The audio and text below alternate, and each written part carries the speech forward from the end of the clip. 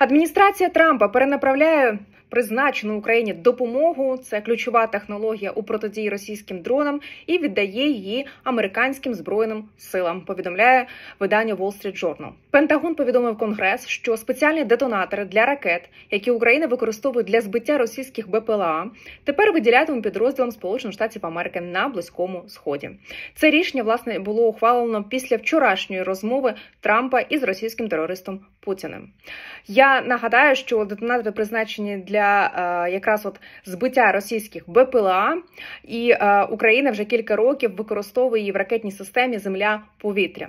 Про відправку детонаторів разом з численними іншими системами озброєння домовились ще за часів президента Джо Байдена. Хоча кошти на цю програму вже витрачені, поставки мають надійти в Україні цього та наступного року, якщо адміністрація Трампа не перенаправить ще більше систем для поповнення запасів американських збройних сил.